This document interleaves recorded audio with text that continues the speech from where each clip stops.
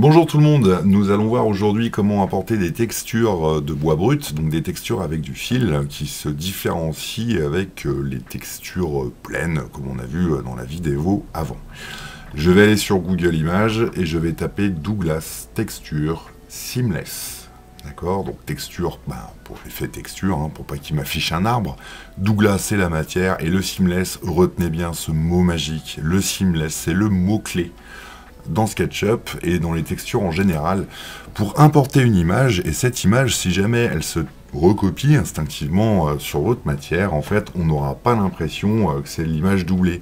Elles vont parfaitement correspondre entre elles, le bord gauche sur le bord droit, le bord droit sur le bord gauche, le haut, le bas, on pourrait dupliquer l'image. On aura un effet de couture qui est propre pour répéter cette pattern. Donc le seamless c'est important. Je vais aller dans outils tout de suite ici. Je vais aller ensuite dans... alors voilà, là je suis déjà dans grande, mais vérifiez bien quand vous cliquez sur outils, sur une recherche Google Images, que vous êtes bien, non pas dans toutes les tailles, mais je vais forcer la recherche à me faire des grandes images. Donc c'est le cas ici, c'est parfait, j'en ai une qui s'affiche là, Douglas Fire Strike Cake de architecture. Clic droit, ouvrir l'image dans un nouvel onglet, ça va me permettre en fait de l'afficher, de voir exactement à quoi on a affaire. Petit aparté d'ailleurs sur le sujet, si on regarde en bas de cette image, on a 987 par 1200, c'est le nombre de pixels en fait. Plus les pixels sont grands, plus votre image sera grande, plus elle sera potable, exploitable dans le logiciel SketchUp. Je reviens sur mon image que j'ai ouvert sur un nouvel onglet, je vais faire clic droit, je vais faire enregistrer l'image sous, je vais prendre le temps évidemment de me faire ma propre bibliothèque, que ce soit par projet ou par matière. L'image est ici et j'observe tout de suite que je suis bien en JPEG image. Alors ça c'est top. Il y a des fois vous allez télécharger des images, vous allez être en format WebPB, donc pas de chance, SketchUp les lit pas. Cependant vous pouvez prendre l'image WebPB, l'envoyer dans le logiciel accessible en ligne et gratuit Conversio pour pouvoir transformer ce WebPB en PNG, en JPEG pour le réexploiter ensuite dans SketchUp. Je l'ai déjà enregistré d'avance, donc je ne vais pas refaire la manipulation, je vais directement ouvrir SketchUp, utiliser l'outil rectangle, je clique, je lâche, je me fais un petit sol rapidement, pousser, tirer, raccourci P, je clique, je lâche, je vais taper 20 pour 20 mm, barre espace, toujours la barre espace pour éviter les blagounettes, je vais triple cliquer, clic droit, et je vais créer un composant que je vais appeler sol. Entrée, j'en avais déjà un bon qui s'appelait pareil, SketchUp me demande si je veux le remplacer.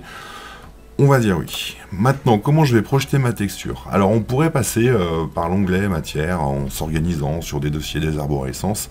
Là, je vais vous montrer comment le faire venir directement à partir de l'enregistrement de Google, qui est venu du coup dans un de vos fichiers dans le disque dur. Je vais double-cliquer, j'appuie une fois sur la face. Je dis bien une fois sur la face et pas deux fois. Si je clique deux fois, j'ai la face plus les arêtes.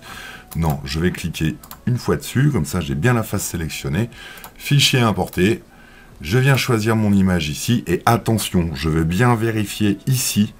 C'est bien une texture que j'amène. Spoiler alerte, vous ferez les blagounettes, ça vous arrivera souvent parce que ça va vite, parce que c'est intuitif, mais pensez bien à la texture, texture, texture. Allez, importation. Alors, importation, quand je viens dans l'importation, on revoit que je suis dans le monde du Mordor. C'est toujours le SketchUp qui me fait le petit clin d'œil en disant « Attention, tu as ouvert ton composant, tu es bien dedans et tu es mûr maintenant pour faire venir la texture. » Si je pose la texture en dehors de ma face sélectionnée, j'ai un panneau interdit. Voilà, le logiciel, il me fait un petit clin d'œil, encore une fois, en me disant « Là, tu es pas au bon endroit. » Donc je vais venir zoomer, je vais bien me mettre sur le bord ici, je clique, je lâche, et je vais étendre ma texture. Voilà, comme une couverture en fait. Je claque, je lâche, et voilà, il est apparu. Alors là, vous avez vu, j'ai cliqué à l'extérieur en fait, mais on pourrait suivre aussi la face pour cliquer à l'intérieur. La texture est posée, et elle est le reflet en fait de la largeur que j'aurais pris avec l'outil, et donc comment j'ai tiré l'image. Nous voilà avec la texture. Si je clique à côté, je peux zoomer. Et effectivement, j'ai une belle texture. Alors, qu'est-ce qu'on en fait de cette texture exactement et comment on va la modifier? Je vais survoler rapidement les outils. Je vous invite à faire vos tests aussi. C'est très important, mais on va voir ensemble les bases. Ma texture est posée. On voit bien qu'elle est sur la face. Je vais double-cliquer. 1, 2. je sélectionne ma texture, clic droit, et je vais faire texture position. Alors texture position, qu'est-ce qui se passe quand je clique dessus? Eh bien je me retrouve avec des petites punaises ici. Alors là c'est des punaises blanches. Je vais faire clic droit, punaise verrouillée. Je vais activer les punaises verrouillées et on a des couleurs. Vous allez avoir l'icône rouge ici qui vous permet de faire glisser la texture. On peut voir au passage en fait que la pattern de l'image se répète. Là les punaises elles encadrent bien l'image d'origine. Si je vais sur le bleu, eh bien en fait c'est pour mettre à l'échelle ou scinder la texture. Attention, outil dangereux celui-ci, on verra une autre méthode pour jouer avec. On a l'outil vert ici qui va nous dire que je peux mettre à l'échelle et pivoter la texture. On peut voir l'outil natif de SketchUp, notamment sur les angles, qui marche plutôt bien. Et nous allons, excusez-moi, voilà, et nous allons aussi dans les textures et les punaises, on va voir le jaune. Le jaune, danger. Alors, si votre client c'est Alice au Pays des Merveilles et qui s'appelle le Chapelier Fou, allez-y, amusez-vous. Mais là, on rentre clairement dans un monde passionnant avec cette icône. Je vais refaire clic droit et je vais enlever les punaises verrouillées. C'était pour vous montrer comment ça fonctionnait. Je vais me faire un petit CTRL Z en arrière, voilà, pour recaler ma texture. Alors, cette texture, elle est posée. Elle a cependant un défaut, c'est que je l'ai cliqué lâché à la volée et en fait, j'ai pas vraiment les références des matériaux. Donc j'aimerais être quand même cohérent dans cette texture. Je vais refaire clic droit, je vais retourner dans texture, je vais refaire position, je refais clic droit. Et là, j'ai l'icône faire pivoter. Donc je vais la faire pivoter de 90 degrés pour être dans le sens de la longueur. Et c'est comme ça qu'on tourne une texture dans SketchUp. Voilà, je vais cliquer à côté. Et c'est pas mal du tout. D'ailleurs, on voit que l'image, en fait, elle a été multipliée, tel un fractal, et on voit bien que bord à bord, en fait, ça se touche bien, et j'ai pas d'effet désagréable à l'œil. Bon, alors, cette matière, j'apprends qu'elle fait 18-180 de large, donc je vais taper 180 avec l'outil-mètre, raccourcité, et j'apprends que les lames font 2 mètres, donc je vais taper 2000. Voilà, donc, ça, c'est la taille d'une lame telle que le fournisseur me le dit, et on voit bien en fait que ma texture n'est pas adaptée. Pas de problème, je vais double-cliquer, prendre ma texture, je vais faire clic droit, texture, position. On se retrouve ici avec nos petites pastilles blanches. Alors, encore une fois, si vous faites ça et que vous avez des pastilles de couleur, pas de panique, vous faites clic droit et vous enlevez la coche punaise verrouillée. Et me voilà avec ma magnifique image, en fait, et on voit bien qu'elle est dupliquée sur le côté. Alors, pour commencer, je vais aller choisir le début d'une lame. Par exemple, ici, là, je vois, j'ai un bon début de lame. Je vais venir le poser en bas de ma plaque, en bas de mon composant, de ma face de composant, et je vais venir, voilà, vraiment prendre le temps de le poser là. Et donc on se rend compte que la lame, elle n'est pas du tout d'actualité, puisque en transparence, on voit mon guide ici, elle est bien trop courte. Je zoome arrière, je vais en avant, et on va se rendre compte aussi que ma lame ici, elle est bien, voilà, elle est 2 fois plus petite par rapport à mon ancrage ici de ligne de mètre.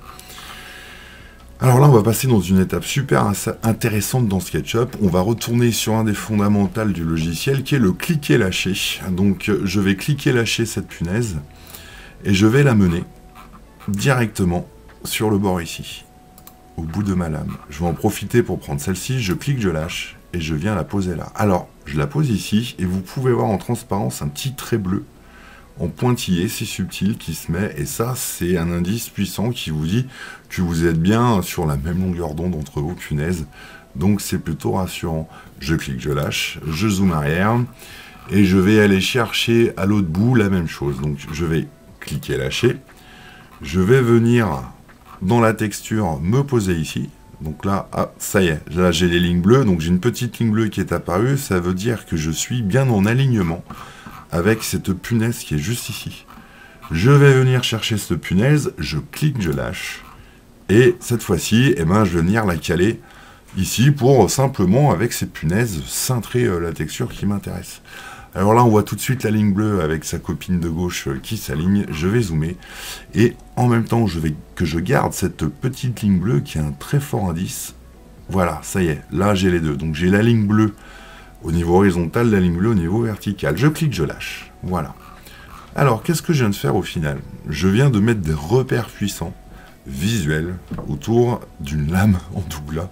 Pour pouvoir faire quoi ensuite? Eh ben, c'est l'étape satisfaisante de la texture, ce que j'appelle affectueusement tirer la couette. On va aller tirer la couette de la texture pour l'amener là où on veut. Alors, pour tirer une couette, retenez cette expression, elle est rigolote, parce que finalement, quand on tire une couette, eh ben, on l'accroche, on ne lâche rien et on tire. Eh ben, on va faire la même chose. Donc, je ne vais pas faire du cliquer-lâcher, je vais cliquer-maintenir, un peu comme l'outil gomme.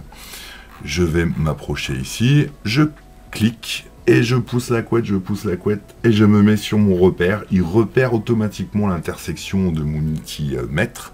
Et c'est parfait. J'en profite ici pour maintenir, et je vais venir là, sur le bord. C'est super. Et je vais faire pareil de l'autre côté. Alors là, on commence à se rendre compte qu'on rentre dans la 7e dimension. Hein. Donc du coup, si je pivote en même temps que je fais l'opération, on voit qu'on est en train de déformer la texture. Hein. On est en train de déformer la couette de la matière. Je vais zoomer. On voit bien mes lignes d'intersection qui sont juste ici. Je vais saisir celle-ci. Je laisse mon doigt appuyé. Je tire. Je viens poser. Encore une fois, si je zoome arrière, ça ressemble à rien. Tout va bien. Je viens saisir celle-ci, je laisse mon doigt appuyé, je pousse, et je me mets ici. Et voilà, barre espace, je clique à côté, et voilà ma texture adaptée aux contraintes de mon chantier. Alors là, quand je parle de contraintes de chantier, attention, je parle bien d'un effet visuel qui reflète une réalité en termes de matériaux de fournisseurs. C'est pas grâce à ça que je vais en tirer un débit ou un calpinage, ça c'est un autre sujet. On le verra plus tard. Pardon. Voilà, me voilà avec ma belle image. Qu'est-ce qui se passe si je vais ici, par exemple, et que j'ai des matières un peu plus lisses en termes de fil? Je vais venir ici, je double-clique, je prends ma face, je vais faire fichier importer, et je vais rapporter cette fois-ci une image un peu plus brute de douglas. Donc je suis toujours en texture, je fais importation. Je clique, je lâche, donc là je vais pouvoir étendre mon image et déjà lui donner un petit peu en termes de pixels à quoi ça va ressembler. Évidemment je peux réduire l'image pour avoir un peu plus de veinage, hein. Ici je suis en mode petit et on voit plus de veinage que si je grandis.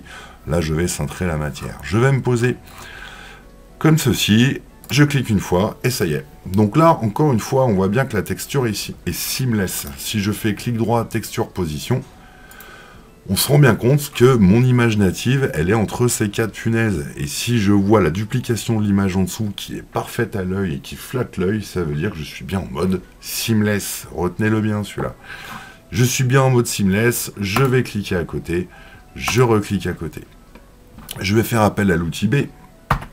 Donc outil B qui est l'outil matière, je laisse mon doigt appuyer sur Alt, je sélectionne et je peux commencer à venir là à peindre directement tous mes composants du chantier. Alors ça marche très bien, hein, d'ailleurs, hein, si je vais sur le dessus, voilà, je clique, je peux faire des montants, je peux faire ce que je veux, hein, ça va dépendre de la matière que je souhaite. Il y a cependant une petite chose à vérifier, c'est le sens du fil du bois. Je m'explique, ici je suis bien dans le sens qui vient vers moi, et on voit qu'ici sur la tranche c'est plutôt cohérent.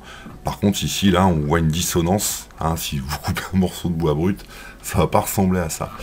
Alors qu'est-ce que je peux faire là-dessus? Eh ben c'est très simple, je vais reprendre mon outil sélection, je vais double-cliquer, sélectionner la face, clic droit, je vais faire, alors je vais remettre un petit coup, voilà, de texture dessus, donc B, texture, il enregistre la dernière texture qu'on a enregistrée, je vais faire un clic droit, texture, position, clic droit, faire pivoter de 90 degrés. Super, là c'est déjà un peu plus cohérent, je suis trop content. Mais en fait, j'ai pas résolu le problème de fond, parce qu'en réalité, là, ça y est, je suis raccord au niveau du veinage ici, et au niveau de la cellulose, la texture du bois, mais sur le devant, Bah, et sur le vent, ça va pas. Du coup, en fait, je vais faire comme d'habitude, c'est-à-dire que je vais double-cliquer dans mon composant, je vais sélectionner ma face qui est juste ici, je vais faire clic droit, et là, j'ai la texture qui apparaît. Donc, je vais pouvoir la pivoter. Si jamais la texture, l'option texture n'apparaissait pas, vous pouvez appuyer sur B. Donc, je vais appuyer sur B, je vais appuyer sur Alt pour reprendre la texture, et je viens recliquer dessus. Alors là, vous voyez, la magie du direct, ça s'est mis dans le bon sens. Donc c'est parfait. Cependant, je vous montre quand même l'astuce. Je vais faire clic droit. On va aller dans texture, position, clic droit, faire pivoter de 90. Et en fait, je vous montre la méthodologie à l'envers. Hein. Si je sors, on a bien le défaut de la texture qui est ici. Je refais clic droit, texture, position. Je vais faire encore clic droit, faire pivoter 90 degrés et je sors. Alors avant de sortir même, hein, encore une fois, on va pouvoir s'amuser avec le fil. Par exemple, là, on a un petit veinage qui est intéressant. Moi, je vais le laisser comme ça. Et je sors. Et c'est ainsi que nous avons une matière un peu plus cohérente, malgré tout, dans notre système. Alors voilà, c'était une vidéo un peu longue. Je suis allé vite sur certains détails, c'est normal. Je vous invite vraiment à retenir tout ce qui est contexte de seamless dans votre recherche Google. Pensez bien au PNG, pensez bien au JPEG, c'est très intéressant. Faites vos tests avec les punaises, amusez-vous avec les pastilles blanches. Et bonne recherche sur Google. Merci et à très bientôt.